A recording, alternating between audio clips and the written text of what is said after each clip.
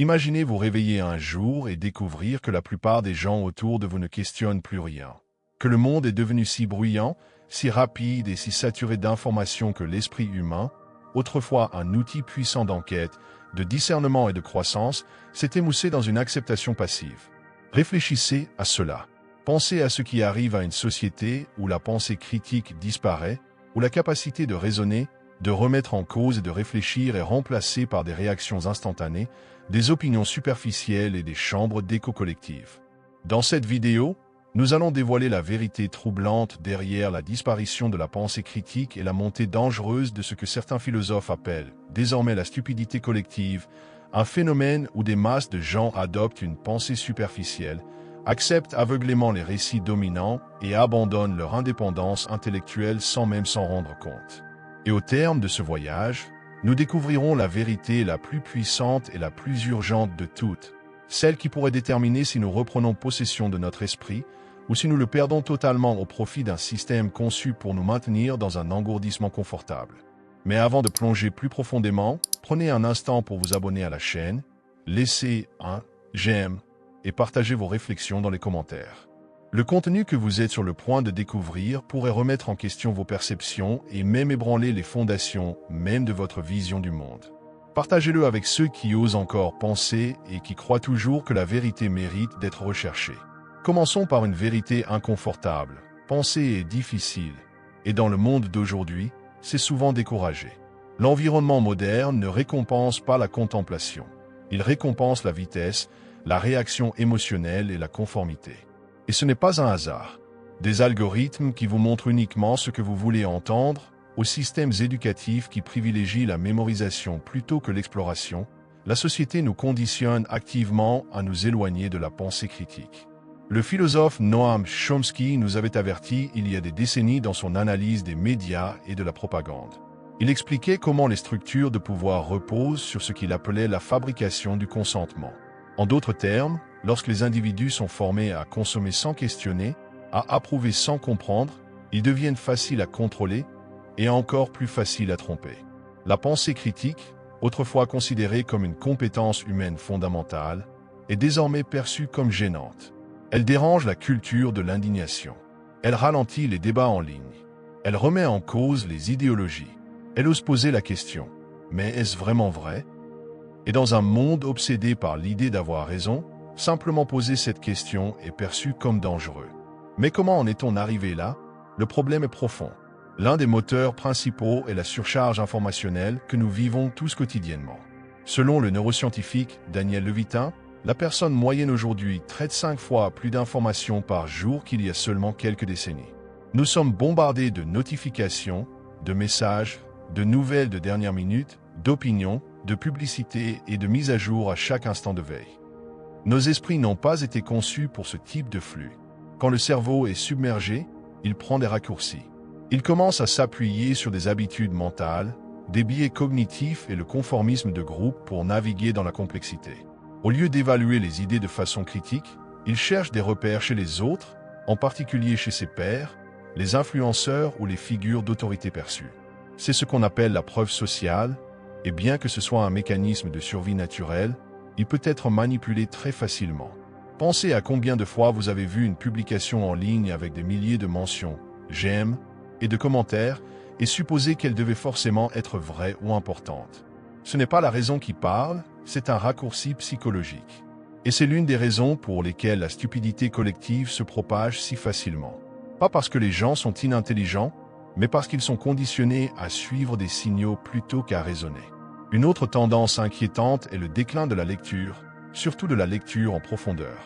La neuroscientifique Marianne Wolf décrit comment nos cerveaux sont en train d'être reconfigurés par les médias numériques. Nous survolons davantage, passons d'un onglet à l'autre, et avons du mal à maintenir notre concentration sur des textes longs. Mais voilà le problème. La pensée critique exige une attention soutenue.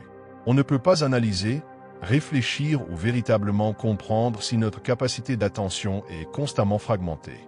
Demandez-vous, quand avez-vous lu pour la dernière fois un article entier sans vérifier votre téléphone? Quand avez-vous pris le temps de faire une pause après avoir entendu quelque chose de provocateur, afin de réfléchir plutôt que de réagir? Ces petites habitudes, autrefois communes, sont en train de disparaître. Le regretté Carl Sagan, l'un des grands esprits du XX siècle, nous avait un jour mis en garde. Nous vivons dans une société qui dépend profondément de la science et de la technologie, alors que presque personne ne connaît réellement la science et la technologie. Son inquiétude n'était pas seulement l'ignorance, mais l'érosion de la capacité à penser de façon critique les systèmes dont nous dépendons. Dans un monde rempli d'opinions, de réactions à chaud et de guerres idéologiques, la plus grande rébellion est l'acte silencieux de penser clairement. Mais le problème n'est pas seulement technologique ou éducatif, il est aussi émotionnel. La pensée critique est inconfortable. Elle nous oblige à admettre que nous ne savons pas tout. Elle met notre ego au défi. Elle peut nous plonger dans la dissonance cognitive, là où nos croyances les plus chères se heurtent à de nouvelles preuves. Et dans une culture qui valorise avant tout la certitude, la confiance et l'identité, cela est profondément menaçant. Alors, au lieu de penser, nous nous défendons. Nous nous replions dans nos tribus. Nous répétons des mantras. Nous annulons. Nous évitons. Nous mémorisons des slogans au lieu de pratiquer le dialogue. Ce dialogue socratique honnête qui a nourri l'évolution philosophique pendant des millénaires. Ce que nous observons aujourd'hui n'est pas seulement un déclin de la pensée. C'est un basculement social vers la paresse mentale. Et pourtant, les conséquences sont dévastatrices.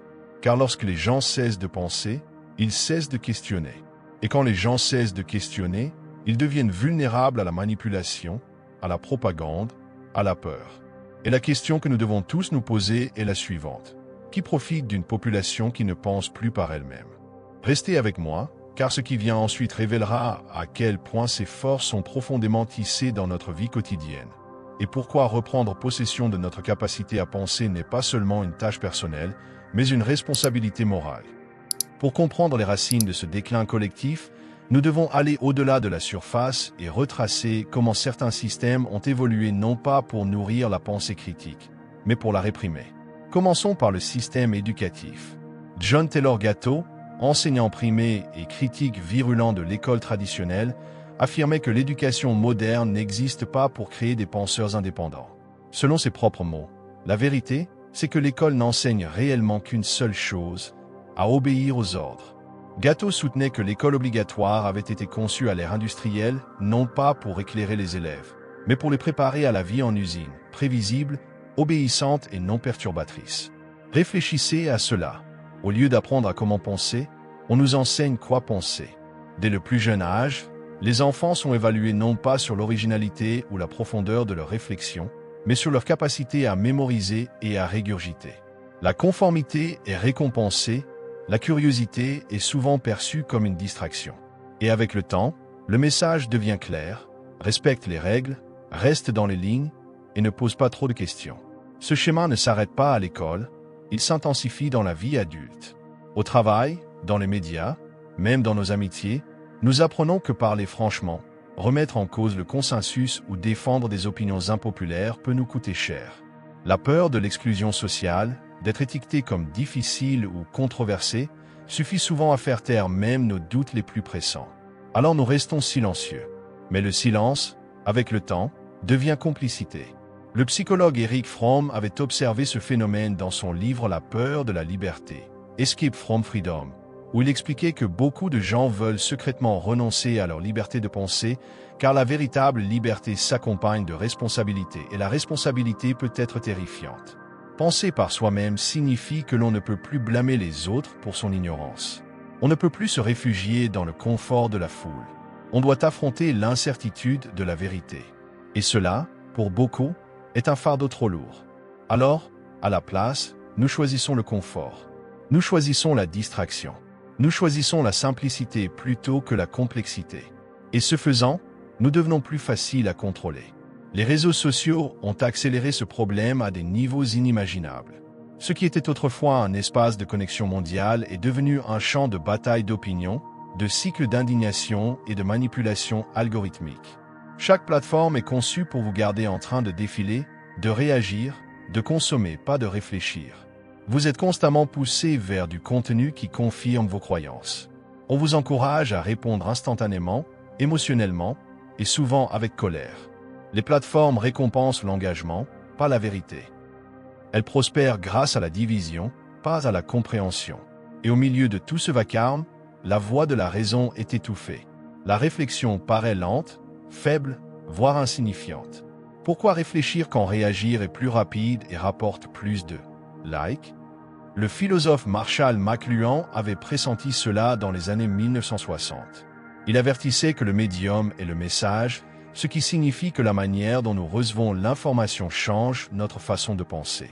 Les médias d'aujourd'hui encouragent la vitesse plutôt que la profondeur, l'indignation plutôt que la nuance et la certitude plutôt que l'humilité. Même la vérité elle-même est devenue déformée à l'ère de la désinformation. Ce qui est vrai devient souvent moins important que ce qui est viral.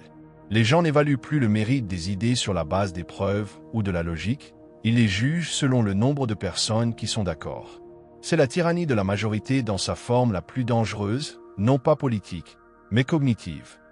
Alors, où allons-nous à partir d'ici? Nous commençons par poser de meilleures questions.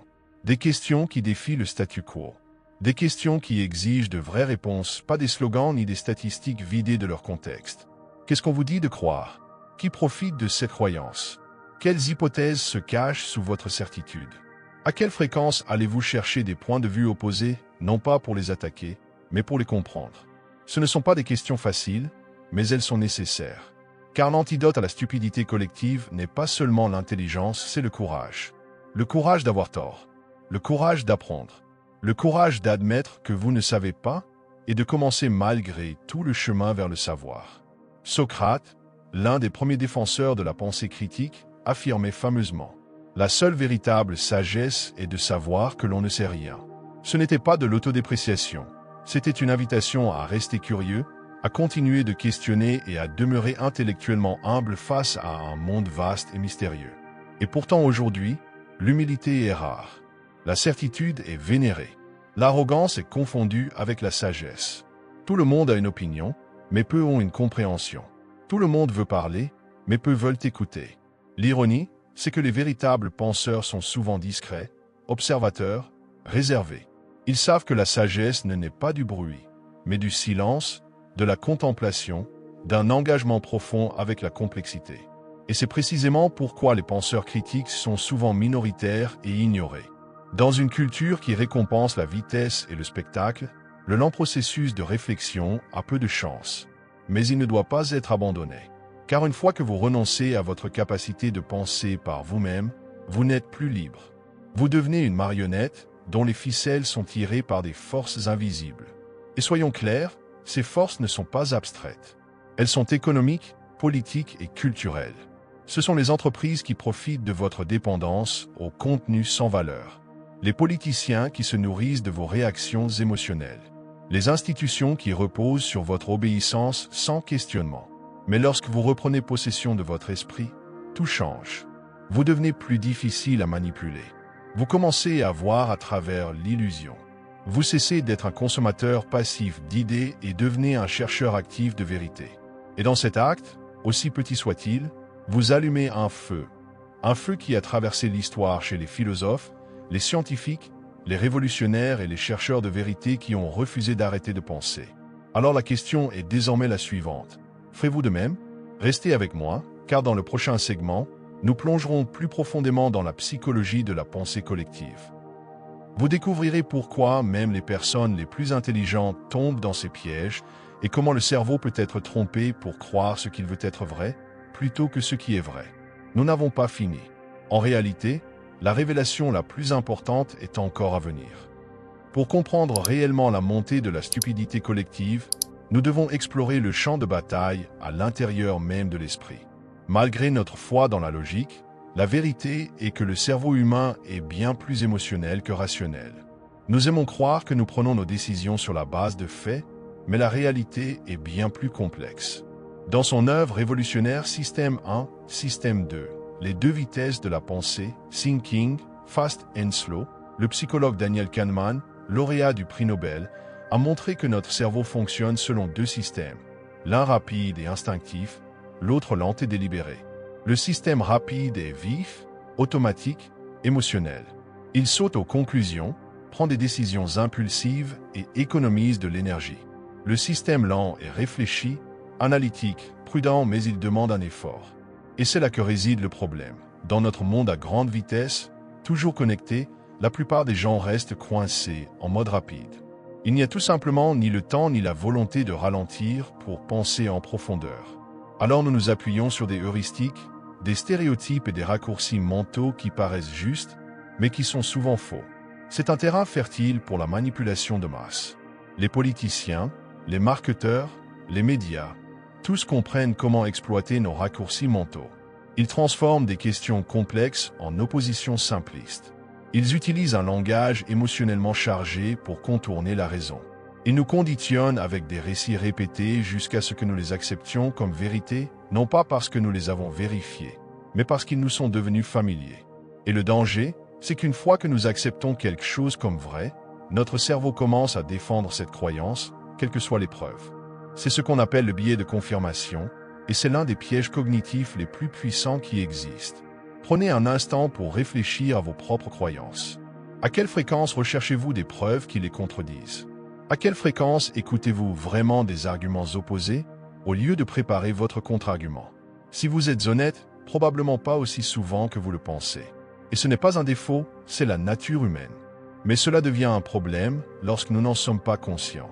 Un autre concept clé est le conformisme de groupe, groupthink, un phénomène psychologique où le désir d'harmonie ou de conformité au sein d'un groupe conduit à des décisions irrationnelles ou dysfonctionnelles. Il a été observé aussi bien dans des désastres d'entreprise que dans des atrocités historiques. Les individus taisent leurs doutes pour préserver l'unité. Ils choisissent le consensus plutôt que la vérité. Le psychologue social Irving Janis, qui a inventé le terme, a découvert que même des personnes très intelligentes et bien intentionnées peuvent prendre des décisions catastrophiques lorsqu'elles répriment la dissidence et évitent l'évaluation critique. Pourquoi? Parce que contester le groupe semble dangereux. Parce qu'aller à contre-courant demande plus que de l'intelligence, cela exige de l'intégrité et du courage. Et pourtant, l'histoire nous montre que le progrès est toujours venu de ceux qui ont osé penser différemment. Galilée, Darwin, Nietzsche, Martin Luther King, tous ont été rejetés, ridiculisés ou attaqués pour leurs idées. Mais ils ont pensé quand même. Ils ont parlé quand même. Et leur volonté de défier l'ignorance collective de leur époque a façonné le monde dans lequel nous vivons aujourd'hui. Mais ne vous y trompez pas, cela a un prix. Penser de manière critique dans une société qui punit le doute est un acte de rébellion. Vous risquez d'être incompris, rejeté, voire détesté. Mais vous gagnez aussi quelque chose d'inestimable, la clarté, le respect de soi et la puissance tranquille qui vient du fait de savoir que vos croyances sont les vôtres et non programmées en vous. Rapprochons cela de nous. Pourquoi tant d'entre nous se sentent-ils perdus, anxieux ou insatisfaits, alors même que nous avons accès à plus d'informations et de technologies que toutes les générations précédentes? La réponse ne réside pas dans ce que nous avons, mais dans ce que nous avons perdu. Et l'une des plus grandes pertes est l'habitude du dialogue intérieur, la capacité de rester avec une question, de l'explorer et de laisser la vérité émerger par la réflexion. Nous avons externalisé notre pensée vers les machines, les médias, l'opinion publique. Mais aucun algorithme ne peut vous dire ce qui est vrai pour vous. Aucun sujet à la mode ne peut remplacer votre voix intérieure. Et aucun mouvement de masse ne peut se substituer à la certitude tranquille d'une conviction mûrement examinée. Alors que pouvons-nous faire? Nous pouvons commencer par cultiver la conscience de nos habitudes mentales, conscience des sources que nous consommons, conscience du moment où nous pensons réellement et de celui où nous réagissons simplement. Une pratique puissante est la métacognition. Pensez à notre propre pensée. Demandez-vous, qu'est-ce qui influence mon opinion en ce moment? Suis-je prêt à avoir tort? Suis-je en train de m'engager activement avec cette idée ou de l'absorber passivement? Une autre pratique est l'exercice délibéré de la pensée dialectique, la capacité de tenir deux idées opposées en tension tout en les explorant. Ce n'est pas seulement de la flexibilité intellectuelle, c'est une force mentale. Elle vous permet d'aller au-delà des binarités, au-delà du « nous contre eux », et d'entrer dans le domaine où naît la véritable compréhension. Le philosophe Jiddu Krishnamurti disait « Pour comprendre l'incommensurable, l'esprit doit être extraordinairement calme, immobile. Ce calme, si rare à notre époque, est l'endroit où germent les graines de la sagesse. » Mais parlons aussi franchement. La pensée critique n'est pas quelque chose que l'on acquiert du jour au lendemain. C'est une discipline. Elle exige la lecture, non pas seulement de titres, mais de livres, d'arguments complets et de réflexions nuancées. Elle exige l'écoute, non pas seulement de ceux avec qui vous êtes d'accord, mais surtout de ceux avec qui vous ne l'êtes pas. Elle exige l'humilité, celle qui accepte l'incertitude comme faisant partie du chemin. Et, par-dessus tout, elle exige le rejet de la paresse intellectuelle. Si quelque chose semble trop beau pour être vrai, c'est probablement le cas. Si tout le monde autour de vous croit quelque chose sans question, c'est pour vous le signal de faire une pause, non pas pour vous rebeller automatiquement, mais pour enquêter honnêtement. À une époque où l'ignorance est bruyante et où la confiance est souvent confondue avec la compétence, penser en profondeur n'est pas seulement une vertu personnelle, c'est un service public. Parce que l'avenir de toute société ne dépend pas du volume de ses opinions, mais de la qualité de sa pensée.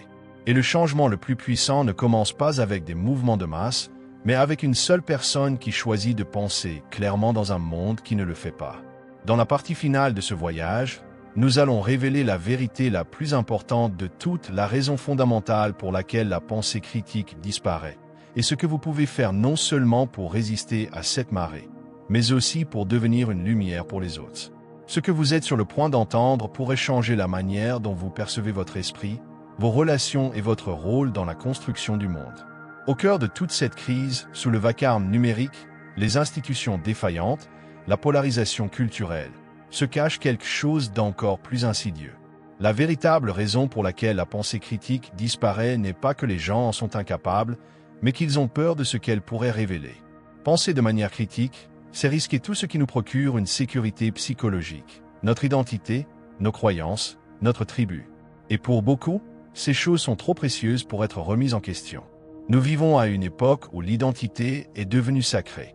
Les individus se définissent par leurs opinions, leurs affiliations, leurs idéologies. Remettre une idée en cause est désormais perçu comme une attaque personnelle. Mais c'est précisément cette illusion qui détruit la pensée, croire que nous sommes nos idées. Vous n'êtes pas votre parti politique. Vous n'êtes pas votre religion. Vous n'êtes pas votre groupe social. Vous êtes un être humain avec la capacité d'évoluer, d'apprendre et de changer. Et ce chemin d'évolution commence au moment où vous détachez votre valeur de vos croyances actuelles. La vérité finale, et la plus importante, est la suivante. La pensée critique n'est pas seulement une compétence intellectuelle, c'est un acte spirituel. C'est l'acte d'honorer la vérité plutôt que le confort, la croissance plutôt que la certitude, et la liberté plutôt que l'approbation. C'est la décision silencieuse de vivre les yeux ouverts, même quand la lumière brûle. Car une fois que vous commencez à penser de manière critique, vous commencez à voir les structures qui vous entourent, les systèmes de manipulation, les algorithmes de contrôle, les masques que portent les gens. Et cela peut être accablant. Cela peut même être douloureux. Mais c'est réel. Et la réalité, aussi inconfortable soit-elle, est la seule fondation sur laquelle une véritable liberté peut être bâtie. Comme le philosophe et psychologue Carl Jung l'a dit un jour. Les gens feront n'importe quoi, aussi absurde que ce soit, pour éviter d'affronter leur propre âme. Et pourtant, affronter notre monde intérieur, nos motivations inconscientes, nos croyances héritées, nos pièges cognitifs, est l'essence même de la pensée. La pensée critique n'est pas seulement questionner le monde, c'est se questionner soi-même. C'est se demander « Pourquoi est-ce que je crois ce que je crois ?» D'où vient cette idée? Quelle partie de moi ont peur de la lâcher? Lorsque vous posez ces questions honnêtement, un nouveau monde s'ouvre, non seulement un monde de connaissances, mais de sagesse. Et la sagesse est ce dont notre société meurt de faim. Dans une culture accro aux réponses rapides, la sagesse invite à des questions plus profondes. Dans un système construit sur le bruit, la sagesse offre le silence. Dans une ère de conformisme de masse, la sagesse ose être libre. Ceci est votre invitation non seulement à penser, mais à vous éveiller, à cesser de vivre comme le produit de votre environnement et à commencer à devenir l'architecte de votre esprit. Parce qu'aucune école, aucun système, aucune plateforme sociale ne le fera pour vous. La responsabilité vous incombe, à vous seul. Et quand vous l'assumez, quelque chose d'extraordinaire se produit. Vous commencez à voir avec clarté. Vous commencez à ressentir ce que signifie vivre en accord avec la vérité, pas une vérité empruntée, pas une vérité populaire, mais votre propre vérité durement acquise. Vous commencez à remarquer quand la manipulation est utilisée contre vous. Vous commencez à distinguer la différence entre information et propagande, entre éducation et endoctrinement, entre connexion et simple performance. Et surtout, vous commencez à mener, non pas avec du bruit, non pas avec de l'ego, mais avec de la profondeur. Vous devenez une lumière dans une pièce sombre, une voix de calme dans une tempête d'indignation, un penseur ancré dans un monde de réactionnaires. C'est ce dont le monde a besoin aujourd'hui plus que jamais. Pas de voix plus forte, pas d'arguments plus tranchants, mais des esprits plus profonds, des esprits prêts à s'asseoir dans la complexité, prêts à dire « je ne sais pas », mais je suis prêt à apprendre, des esprits qui ne cherchent plus à gagner des débats, mais à comprendre la réalité. Si vous voulez changer le monde, commencez par changer votre façon de penser, non pas parce que c'est facile, non pas parce que c'est populaire, mais parce que c'est juste. La montée de la stupidité collective n'est pas une cause, c'est un symptôme. Un symptôme de peur, de fatigue, d'un monde trop distrait pour regarder à l'intérieur. Mais chaque acte de pensée clair repousse cette marée.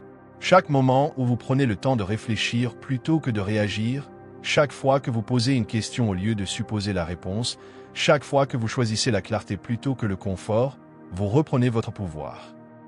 Alors, au terme de ce voyage, souvenez-vous, la chose la plus révolutionnaire que vous puissiez faire en ce moment n'est pas de crier, ni de vous conformer, ni de répéter, mais de penser. Laissez les autres marcher en dormant à travers slogans et écrans. Laissez-les échanger leur liberté contre une validation. Mais pas vous. Vous êtes éveillés maintenant. Et une fois éveillés, on ne peut jamais revenir en arrière. Si ce message a résonné en vous, partagez-le, non pas parce que c'est tendance, mais parce que c'est nécessaire. Laissez un commentaire avec vos réflexions, vos doutes, vos idées. Parce que la pensée critique ne grandit pas dans le silence, elle grandit dans le dialogue. Et si vous êtes encore là, sachez ceci, vous n'êtes pas seul. Il existe une révolution silencieuse. Un mouvement non pas de bruit mais d'esprit, non pas d'indignation mais de conscience. Et il commence chaque fois qu'une personne choisit de poser la question la plus difficile. Que cette personne soit vous. Restez curieux. Restez evil. Et, par-dessus tout, continuez à penser.